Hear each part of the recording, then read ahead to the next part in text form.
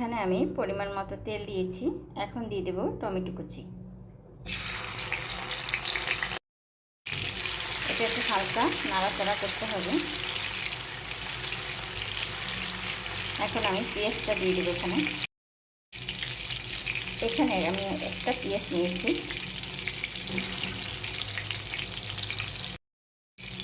এখানে একটা পেঁয়াজ নিয়েছি, আমি কুচি করে কেটে নিয়েছি। আমি এখন ভালোভাবে এটা তেলের সাথে ভাজবো।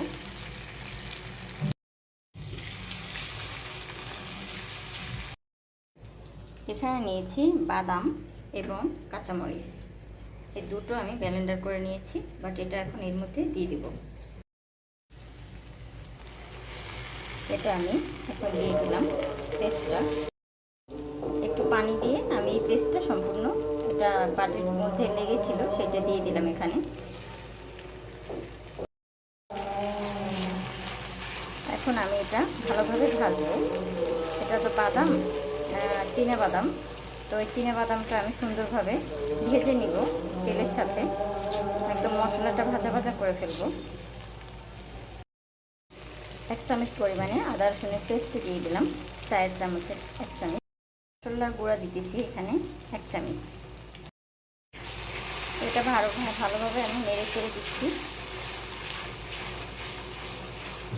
মশলাটা অনেক সুন্দর করে ভুনা করব।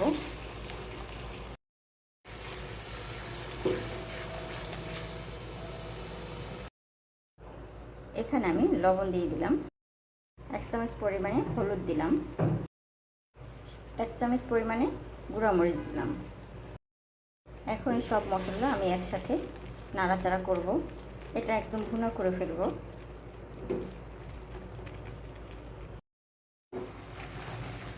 মশলাটা অনেক সুন্দর হয়ে গেছে একেবারে, তবে এখনও ভুনা হয় নাই। মশলাটা অনেক ভালোভাবে আমি ভুনা করব।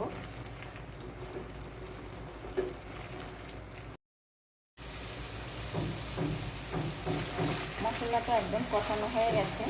তো এর মধ্যে আমি এখন আলুটা দিয়ে দিব। এই মশলার মধ্যে আমি আলুটা এখন ভালোভাবে কষাবো। দেখেন কত সুন্দর দেখাইতেছে এখানে। এটা দিয়ে আপনি যে কোনো জিনিস খাইতে পারবেন, সকালের নাস্তাও খাইতে পারবেন, গরম ভাতের সাথেও খেতে পারবেন। আসলে এই রান্নাটা অনেক সুন্দর, কাঁচামরিচ দিয়ে এবং বাদাম দিয়ে রান্নাটা করতেছি। যে কোনো জিনিস আপনি যত কষাবেন ততই দেখবেন অনেক মজা হয়। তো আমি যে কোনো জিনিস আমার আসলে কষানোটা একটু বেশি লাগে। তো জাস্ট আমি কষাই, কারণ এটা কষালে কি হয়, আপনার গন্ধটা চলে যায় এবং যে রান্নাটাই করি সেই রান্নাটা অনেক স্বাদের হয়। তো আমার এটা কষানো হয়ে গেছে। জাস্ট আমি এখন পানি দিয়ে দেবো, এখানে পরিমাণ মতো পানি দিয়ে দেবো। এখানে আমি পরিমাণ মতো পানি দিয়েছি। এখানে আমি টমেটো কেটে নিয়েছি পিস করে, তো এগুলো আমি দিয়ে দেবো এখন। এখানে আমি 2টা টমেটো নিয়েছি, এক এক করে দিয়ে দেবো এখন এখানে টমেটোগুলো। এই আলুটা দিয়ে আপনি যে কোনো জিনিস খেতে পারবেন। আমি কিছু কাঁচামরিচ নিয়েছি মুখ ফাটিয়ে, তো আমি এগুলো এখন দিয়ে দেব।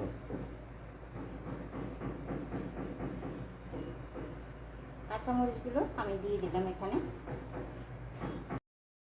আসসালামু আলাইকুম, সবাই কেমন আছেন? আলহামদুলিল্লাহ আমিও ভালো আছি। রান্নাঘর থেকে সবাইকে স্বাগতম।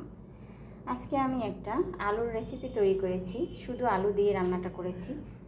তো আপনাদের আমার মনে হয় এই রান্নাটা অনেক পছন্দ হবে। এটা আপনি সকালে নাস্তার সাথেও খেতে পারেন, গরম ভাতের সাথেও খেতে পারেন।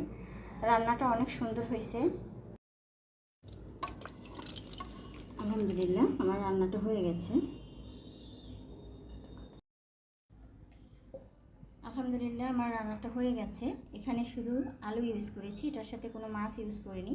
তো আমি এখানে কিছু ভাজা জিরা দিয়ে দিচ্ছি। এটা আপনার ঘ্রাণের জন্য, আবার স্বাদটা ভালো লাগে এই জন্য। তো আমি কিছু জিরা দিয়ে দিলাম। আলহামদুলিল্লাহ অনেক ভালো হয়েছে। আপনারা দোয়া করবেন আমার জন্য, আর আপনাদের জন্য আমি দোয়া করি। তো ভালো থাকবেন, আল্লাহ হাফেজ। দেখেন আমার রান্নাটা কত সুন্দর হয়েছে, মাশাআল্লাহ অনেক সুন্দর হয়েছে।